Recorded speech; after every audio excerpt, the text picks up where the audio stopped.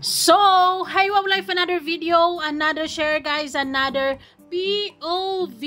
So, ngayon guys, magbibigay lamang ako ng point of view dito sa maikling pahayag ni Kalingap Ido tungkol sa kanyang nararamdaman sa pagbaba ng kanyang views. Saan ang mga EDSI fans? Kalingap Ido is waving. So, halos lahat ng channel apektado talaga. Mapapansin nyo na talaga namang bumaba ang kanilang mga views. And this is sad, lalo na sa katulad ni Kalingap Ido, as a charity vlogger na maraming beneficiaries, lalo na halos lahat ng mga beneficiaries niya nag-aaral. So, kailangan talaga ng pundo para dire-diretso ang suporta. So, anong solusyon? Pero syempre, bago ang lahat, don't forget to support and subscribe Kuya Val Santos Matubang at Aid na Vlog, Kalingap Rab at sa lahat ng Team Kalingap. Syempre guys, salamat sa support at pagmamahal nyo sa aming mga Kalingap reactors. Kaya naman guys, sa lahat ng mga EDSI fans na posibleng makanood sa video na to, wag puro kilig ang aantayin natin. Okay? Or while waiting sa next episode or while waiting sa episode 84, talaga namang wag din natin kalimutan na panoorin ang mga videos ni Kalingap Ido. Imamarathon din natin dahil nararamdaman niya na bumaba din ang kanyang mga views. Pero so far naman, sa napapansin ko, nasa average naman yung views niya kasi 40 up naman yung mga 40k up naman yung views niya talaga. Pero syempre, dahil araw-araw may gastusin, nag-charity, punta dito, punta doon, talagang magastos, 'di ba? And as a charity vlogger, talaga namang views matters. Talagang sa views sila kumukuha ng lakas ng loob para bumuelo sa kanilang mission everyday. Pero ayun na nga, may twist. Yun yung sinasabi na hindi sa lahat ng araw Pasko. May mga buwan, may mga uploads talaga na mahina or ano kaya ang malaking rason kung bakit humina din ang views ni Kalingap Ido. Is it because after what happened sa Danjoy? Hindi naman siguro, 'di ba? Kasi Danjoy yun Iba naman ang EDSI. Pero sa napansin ko naman si Kalingap Ido naman sa kanyang mga live viewers so far, okay naman na. Okay lang naman. Ganun din naman yung mga viewers niya dati. Nasa 2K, 3K, depende. May mas mataas pa nga, lalo na kapag mga live selling, mataas actually, 'di ba? And plus, yung mga nagpapalipad sa kanya, yung mga sponsors talaga niya, solid talaga. Kumbaga, suporta talaga, 101% talaga. Dahil kumukulay talaga ang live ni Kalingap Ido. So, kahit papano, doon siya nakakahugot ng ipon para tuloy ang laban. Tuloy ang pagtulong. Kasi sa mga views, minsan bababa, minsan tataas, minsan bababa, minsan tataas. And I think it's normal. Ganun naman talaga ang views sa YouTube. Ang challenge nga lang dyan, kung paano makabawi or kung paano didiskartihan ni Kalingap Ido para naman makabuelo ang kanyang videos or kanyang mga views, 'di ba? So nakadepende yan as a content creator. You have to be creative, you have to be madiskarte or kung anumang mga pakulo mo, yung tipong sa thumbnail pa lang yung mga viewers mo dyan, yung mga taga-subaybay mo dyan ay kating-kating ng panuorin. Yung tipong maghihintay ng premiere pero 1 minute na nga lang yung aantayin, ang tagal-tagal pa sa pakiramdam. O, diba? Challenging talaga as a content creator. You have to be creative every day. Tulad ni Kalingap Rab, after what happened sa Danjoy, ay talaga namang na-experience din niyang bumaba ang mga views.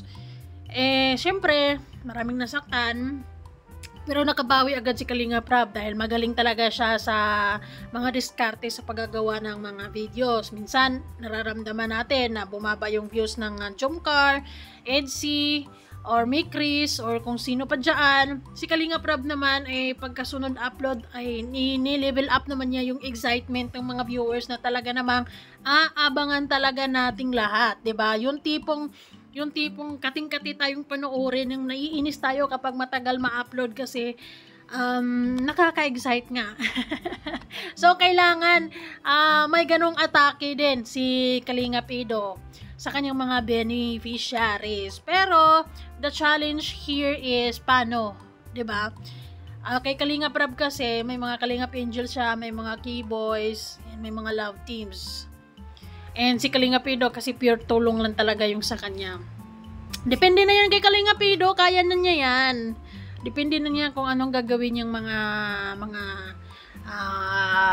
mga paikot-ikot. Sa mga beneficiaries niya. Pero kung ano man yung niche niya, kung ano man yung talagang yun yung gustong-gusto niya sa way niya ng pagtulong, pagbisita ng kanyang mga beneficiaries, go lang. Kasi ma-appreciate din ng mga tao yan. 'Di ba? Pero hindi rin naman masama kung sumubok ng ibang mga estilo ng pagbablog na mas nakakatawa, yung hindi sila maboboring. Pero so far naman, nakikita ko, napapansin ko, nararamdaman ko, solid din yung mga Etsy fans kay Kalinga Pido. Hindi nga lang lahat. Pero mataas pa din yung views ni Kalinga Pido ngayon. Or depende sa kanya, siya man yung may-ari ng channel niya. So nararamdaman niya yun na depende kasi yan sa kita, 'di ba? Kasi hindi man porket 10k yung views, 10k din yung kita. Minsan nga sa akin, 10k views, ang kita ay nasa 100 mahigit lang, 'di ba? So, ganon. Ang importante talaga, guys, ay don't skip ads kasi malaking tulong yan talaga sa bawat content creators. Yung hindi pag-skip ads talaga ay malaking tulong yan. So, pakinggan na muna natin. Masyado akong nagbibigay ng mahabang nai-excite. Halos yung lahat ng channel namin. Pansin niyo po, hirap na po tayo maka-vlog, kahit maka 40 views, 40,000. Ay, so far naman sa'yo, Kalinga Pido, 40k, 50k up naman yung yung views ng bawat videos mo so far, no? Mayroon ba siyang 30k? Meron ata, 35 or no? Pero nasa 40, 50k up naman talaga yung average range ng kanyang upload views. Nakakatakot, sana bumalik yung dati. Talaga naman as nararamdaman ko yung nararamdaman ni Kalinga Pido. Talaga nakakatakot talagang bumaba yung views, guys. Nakakatakot at nakakakaba at the same time. Kasi syempre lalo na sa sitwasyon niya na ang dami niyang bene, tapos yung mga beneficiaries na nag-aaral pa, magastos yun eh. Kumbaga kung anong mga expenses sa school, sagot ni Kalinga Pido ata yun, 'di ba? And tuition, so on and so forth. Walang tuloy-tuloy yun eh. Tuloy-tuloy ang gastusin, dire-diretso ang gastusin, hindi bumaba, hindi tumaas, or possible pa na tumaas, pero yung views ay hindi consistent. May tataas, may bababa.